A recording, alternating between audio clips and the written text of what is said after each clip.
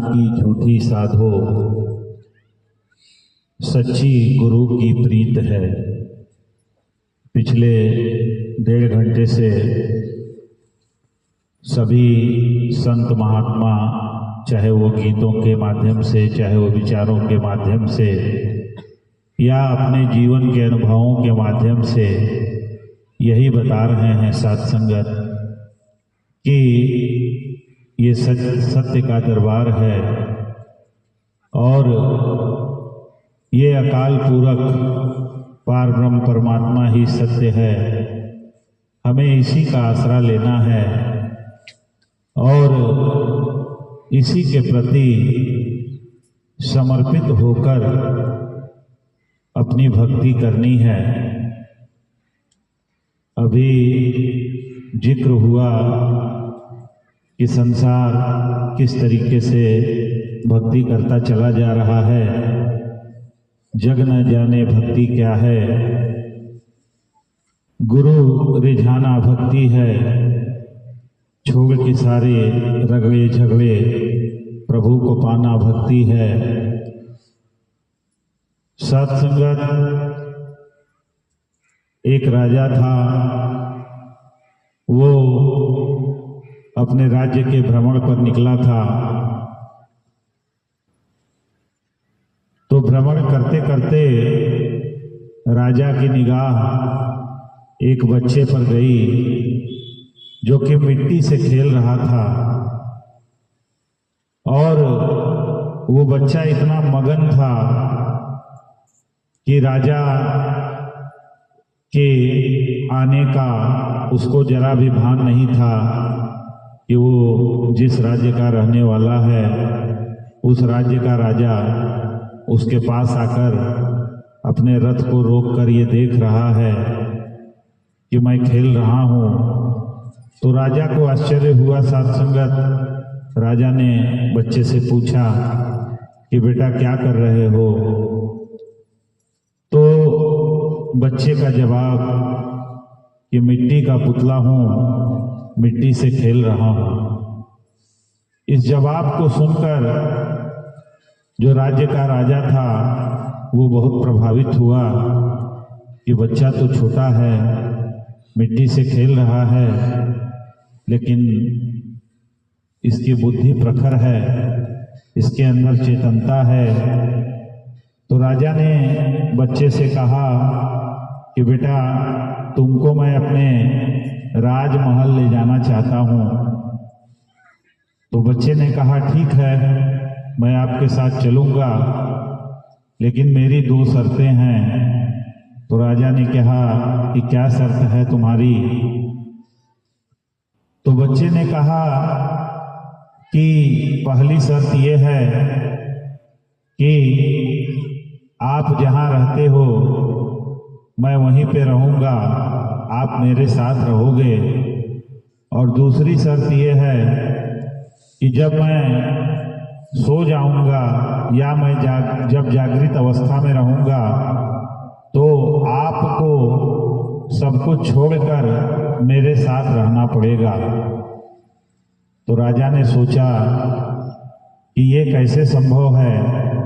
मैं इस राज्य का राजा हूँ और मुझे राज्य की तमाम गतिविधियों को भी देखना होता है।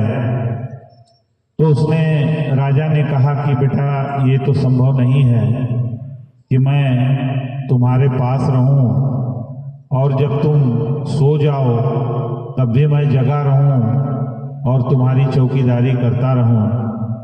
तो बच्चे ने कहा कि मुझे पता है कि ये आपके बस का काम नहीं है, क्योंकि ये काम सिर्फ ये परमात्मा ही कर सकता है, दूसरा कोई नहीं कर सकता।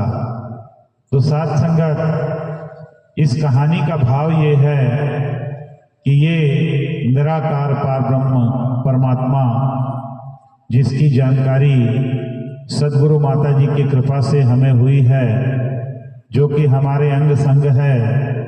हम नहीं थे तब भी ये था, आज हम हैं तब भी ये हमारे साथ है।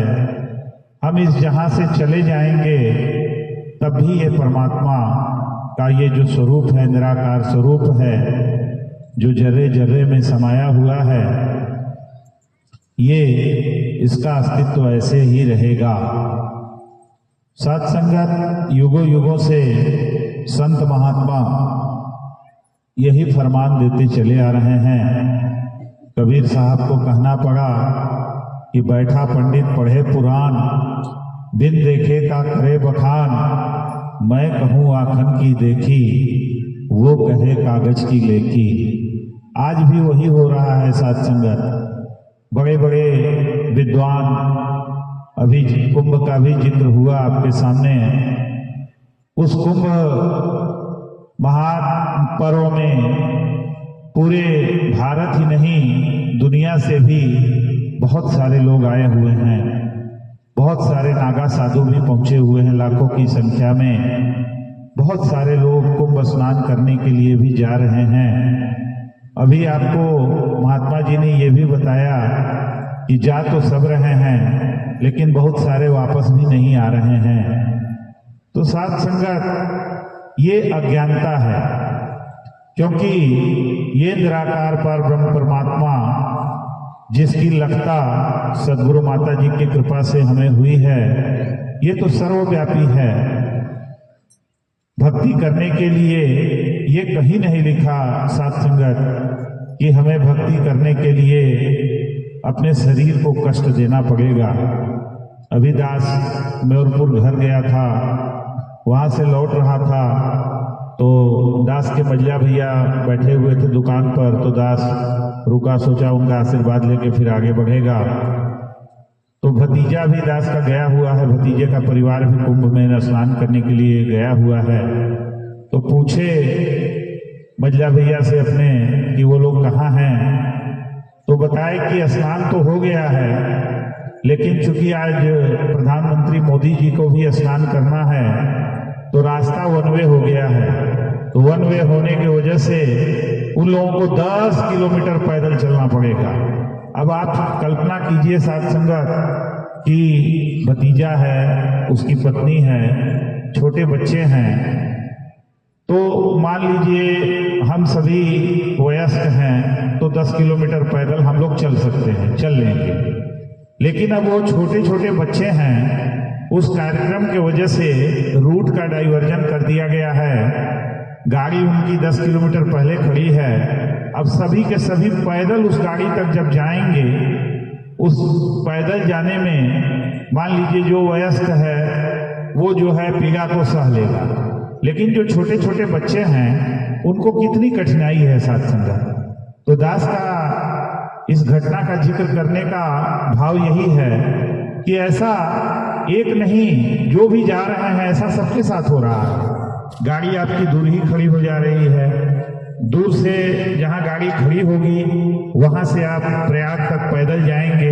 इसके लिए आपको 5 किलोमीटर 10 किलोमीटर चलना पड़ेगा पैदल। अभी की स्थिति में मौनी अमावस्या के समय में तो 40-40 किलोमीटर लोग पैदल चले हैं।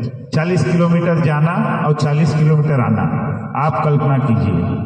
तो दास का कहने का भाव यही है, सिर्फ मूल में क्या है साथ संगत, मूल में अज्ञानता है, मूल में अज्ञानता है। अगर इस परम पिता परमात्मा की जानकारी जैसा कि आपको हुआ है, दास को हुआ है, जर्रे जर्रे में ये परमात्मा हमें दिखाई दे रहा है, इसकी लगता हमें हो रही है, तो सदगुरु माता जी ये जो जगह जगह जाकर समागम लगाकर ये जो सत्य का संदेश दे रही हैं, तो उसके पीछे की मूल भावना यही है साथ संगत कि इंसान भ्रमों में फंसकर बहुत सारे अज्ञानता वाले कदम उठाता चला जा रहा है, और उसे जो ये अकाल पूरक है जो कि जर्रे जर्रे में समाया हुआ है, हर जगह उपस्थित है, उसकी लगता कराने का काम कर रही हैं।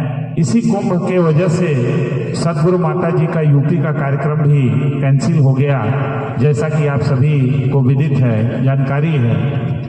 सत्संगत क्योंकि जान रहे हैं सदगुरु माता जी का कार्यक्रम जहां भी होगा वहां भक्तों का रेला लगेगा ही लगेगा, जितने भी संत महात्मा मिशन से जुड़े हुए हैं, जो भी आसपास के क्षेत्रों के हैं, वो सभी के सभी जब सदगुरु के साकार दर्शन इतने नजदीक में होने जा रहे हैं तो कोई मानने वाला नहीं है, सभी जाने का प्रयास करेंगे।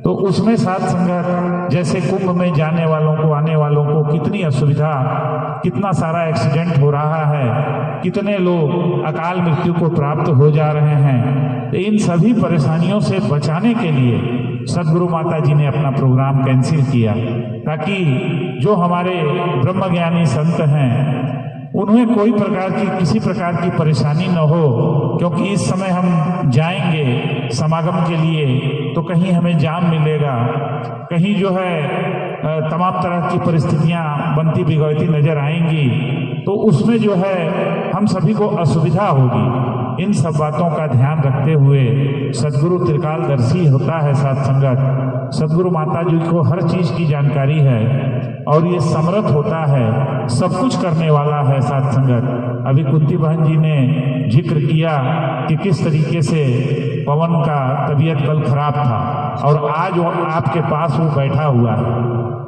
ये किसकी कृपा है साथ संगत? ये इसी की कृपा है। सदगुरु माता जी ने हमें किसी शरीर के साथ नहीं जोड़ा। सदगुरु बाबा हरदेव सिंह जी ने स्पष्ट लिख दिया कि सतगुरु देह का नाम नहीं है, सतगुरु होता ज्ञान है। सतगुरु को एक देह समझना भूल है या ज्ञान है। सदगुरु माता जी ने किसी शरीर के साथ हमें नहीं जोड़ा। ये निरंकारी मिशन का इतिहास है साथ संगत कि जितने भी हमारे मिशन के सदगुरु हुए हैं, किसी ने भी हमें शरीर के साथ नहीं जोड़ा। और ऐसी कृपा की सदगुरु माता जी यही चाहती हैं कि हम उनके जैसा बन जाएं। सदगुरु माता जी यही चाहती हैं कि हर भगत, हर संत, हर महात्मा जो कि इस ब्रह्म ज्ञान की दात जिसके हिस्से में आई है, जिसे इस परमात्मा की जानकारी हुई है, जो कि जर्रे जर्रे में समाया हुआ है, तो उसको वो हमारे जैसा बन जाए। दुनिया में कोई ऐसा मिशन नहीं है साथ संगत कि जो है अब जिसका सदगुरु अपने भक्तों को अपने जैसा बना रहा हो। कोई भी मिशन आप उठा के देख लीजिए, किसी भी मिशन का कार्यक्रम आप देख लीजिए, किसी भी सदगुरु की जानकारी हासिल कर लीजिए। हर सदगुरु जो गुरु है वो चाहता है कि मैं ही गुरु बना रहूं और जो मेरा चेला है वो जीवन भर मेरा चेला ही बना रहे। तो अपने यहाँ ऐसी स्थिति नहीं है। सदगुरु माता जी ने हमें सत्य का ज्ञान कराया है। इस निराकार पार ब्रह्म परमात्मा जो कि जर्रे जर्रे में समाया हुआ है, जो जिसके बारे में कहा गया कि बिनु पग चले सुने बिनु काना, कर विधि कर्म करे विधि नाना, आनंद रहित सकल रस भोगी, अब बिन बानी वक्ता बन जोगी। साथ संगत ये सब कुछ कर सकता है, बशर्ते हमारा विश्वास, हमारा समर्पण। भ्रम होना लाजमी है, भ्रम होता है साथ संगत। हम तो मानव हैं, तुच्छ मानव हैं साथ संगत। ये भ्रम गरुड़ जी को भी हुआ, ये भ्रम माता पार्वती को भी हुआ। तो ये मन ऐसा है कि भ्रम होना लाजमी है। गरुड़ जी जब भगवान श्री राम और लक्ष्मण जी का नागपाश काट कर वापस आए तो उनके मन में ये भ्रम बैठ गया कि अगर ये तीनों लोकों के स्वामी हैं तो इन्हें मेरी आवश्यकता क्यों पड़ी? ये नागपाश में कैसे बंध गए? इनके नागपाश को काटने के लिए मुझे क्यों जाना पड़ा? ये भ्रम बैठ गया साथ संगत। तो वो जो है भगवान शंकर के पास गए, भगवान शंकर के चरणों में विनती की है कि प्रभु ये बताइए कि वो दोनों भाई जो नागपाश की अवस्था में पड़े हुए थे और मुझे जाना पड़ा उनके नागपाश को काटने के लिए, तो अगर वो तीनों लोगों के स्वामी हैं, वो जो है ये निराकार पार ब्रह्म परमात्मा के साकार स्वरूप हैं, तो उन्हें मेरी आवश्यकता क्यों पड़ी? मुझे क्यों जाना पड़ा नागपाश काटने के लिए? मुझे तो नहीं लगता कि वो जो है समस्त निरंकार की समस्त शक्तियों से युक्त हैं या निराकार पार ब्रह्म परमात्मा के साकार रूप हैं। तो भगवान ने देखा, भगवान शंकर ने कि जो ये गरुड़ है इसको भ्रम हो गया है। गरुड़ जो है भगवान विष्णु के वाहक हैं। भगवान विष्णु उन्हीं उसी पर बैठकर कहीं भी आना जाना होता है तो उसी पर बैठकर वो साधन है साथ संगत। तो भगवान शंकर ने देखा कि इसे भ्रम हो गया है, तो भगवान ने शंकर ने कहा कि ऐसा है, तुम कागभूषुंडी महाराज के पास जाओ, वहां तुम्हारा भ्रम दूर होगा कि वो कौन है। तो सात संगत गर्व जी जो है कागभूषुंडी महाराज के पास पहुंचे, तो माता पार्वती पूछ रही है भगवान शंकर से कि प्रभु, उनका भ्रम तो आप भी दूर कर सकते थे, आप तो स्वयं सक्षम है दूर करने में किसी के भी भ्रम को। तो भगवान बोलते हैं, भगवान शंकर बोलते हैं कि हाँ देवी, कर तो सकता था, लेकिन गर्व का जो अहंकार है वो चरम पर है, और दास ने इसलिए उसको वहां भेजा ताकि जो कौआ होता है सात संगत, तो जैसे पक्षियों की जो प्रजाति है उसमें उसको नीच प्रजाति का माना जाता है, कौए को नीच प्रजाति का माना जाता है। तो भगवान शंकर बोले कि कागभूषुंडी को इसलिए भेजा उसको गरुड़ को कागभूषुंडी के पास, क्योंकि कागभूषुंडी एक नीच प्रजाति का जीव है, और जब वो नीच प्रजाति को देखेगा इस निराकार परमात्मा का यशोगान करते हुए, रामायण का गान करते हुए, परमात्मा का गुणगान करते हुए, तो इसका भ्रम अपने आप दूर हो जाएगा। और यही हुआ सात संगत। जब गरुड़ जी कागभूषुंडी जी के पास पहुंचे तो वहां पर जो है राम कथा चल रही थी, प्रभु श्री राम का जो है वो यशोगान हो रहा था, जो उनका चरित्र रहा, जीवन चरित्र रहा, उसको जो है रामचरितमानस का पाठ हो रहा था, वहां पे भगवान श्री राम की महिमा गाई जा रही थी। तो जब कागभूषुंडी से गरुड़ जी को ये ज्ञात हुआ भगवान श्री राम के चरित्र के बारे में, तब जाकर उनका भ्रम दूर हुआ सात संगत। तो भ्रम होना लाजमी है, माता पार्वती को भी हुआ, उन्होंने भी ये समझा कि ये जो है अगर तीनों लोगों के स्वामी हैं तो अपनी पत्नी के वियोग में ये जंगल जंगल भटक रहे हैं, तो ये कैसे हो सकते हैं तीनों लोगों के स्वामी, ये कैसे हो सकते हैं इस निराकार के साकार स्वरूप। तो वहां गई सात संगत भगवान श्री राम के पास वन में उनकी परीक्षा लेने के लिए, जबकि भगवान भोलेनाथ उनको मना कर रहे हैं कि देवी ऐसा मत करो, तुम पछताओगी। तो सात संगत बात नहीं माना, गई परीक्षा लेने के लिए। तो जैसे ही सामने पहुंची वैसे ही प्रभु श्री राम हाथ जोड़कर उनसे विनती करते हैं कि माता, भगवान भोलेनाथ कहाँ हैं, उनको आपने कहाँ छोड़ दिया। सात संगत उनके पैरों के नीचे से जमीन निकल गई कि जिन्हें मैं एक साधारण मानव समझ रही थी, वो तो इस निराकार के साकार स्वरूप है, ये पार ब्रह्म परमात्मा है। तब उनको अपनी गलती का एहसास हुआ, चूंकि भगवान राम ने उनको माता कहकर संबोधित कर दिया था, और भगवान भोलेनाथ हमेशा ही इस निराकार का ही जप करते हैं, इस निराकार पार ब्रह्म परमात्मा के ध्यान में हमेशा मगन रहते हैं, इसीलिए उनको माता पार्वती का त्याग करना पड़ा। उन्होंने कहा कि जिस परमात्मा की मैं 24 घंटे आराधना करता हूँ, सुमिरन करता हूँ, उनके ध्यान में मगन रहता हूँ, उन्होंने तुम्हें माता कह दिया है, अब तुम मेरी पत्नी होने योग्य नहीं हो। तो सात संगत इतिहास में ये सारी चीजें दर्ज हैं, रामचरितमानस इस बात को बताती है कि भ्रम होना लाजमी है। हम एक साधारण मनुष्य हैं तो हमें तो भ्रम होगा ही, लेकिन सदगुरु माता जी ने जो व्यवस्था दी है, इस ब्रह्म ज्ञान का आधार दिया है, सेवा सुमिरन और सत्संग दिया है, सदगुरु का ज्ञान तभी हमारे पास टिकता है सात संगत, जब हम अपने आप को इस ज्ञान के दायरे में रखते हैं, सेवा सुमिरन सत्संग से जोड़ के रखते हैं, क्योंकि ये विधान है वर्तमान सदगुरु का, क्योंकि समय काल परिस्थितियों के हिसाब से जो समय का सदगुरु होता है वो व्यवस्था बनाता है। आज सदगुरु माता जी ने ये व्यवस्था बनाई है कि हमें सेवा भी करना है, सुमिरन भी करना है, सत्संग भी करना है।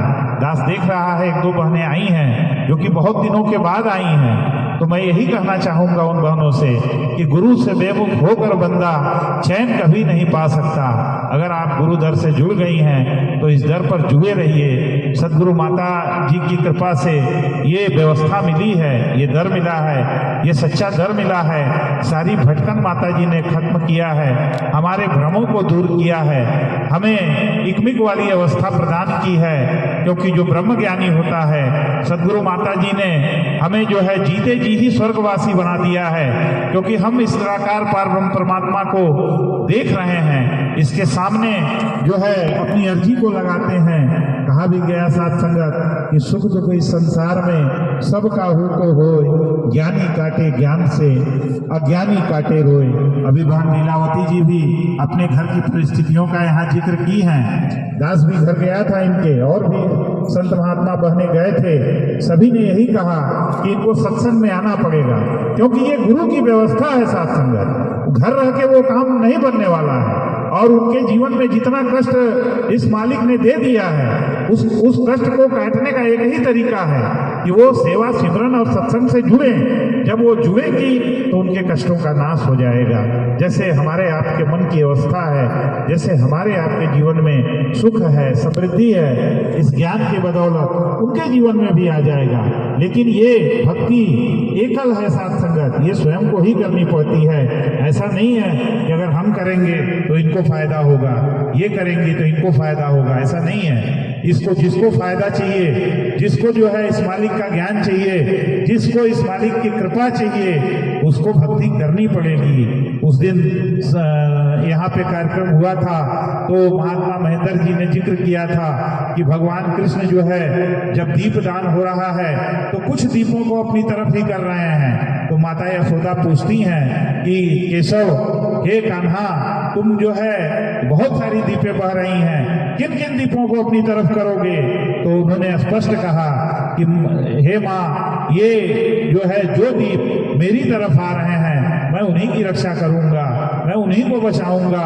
तो ये परमात्मा तो अपनी जगह पर है साथ संगत, हमें भी कुछ प्रयास करना होगा, इस परमात्मा को अपना तन मन धन समर्पित करना होगा, अपने आप को समर्पित करके, क्योंकि भक्ति का नाम ही समर्पण है। समर्पित करके अगर हम भक्ति करते चले जाएंगे, कहना मानेंगे, सदगुरु के जो संतों के जो वचन निकल रहे हैं उन वचनों को अपने जीवन में लाएंगे, कहना मानेंगे साथ संगत, और अपने कर्मों में सुधार लाएंगे, तो निश्चित रूप से जैसे एक ब्रह्मज्ञानी का जीवन होता है वैसा हमारा भी जीवन बन जाएगा। साथ संगत जी प्यार से कहिए, धन निरंकार जी।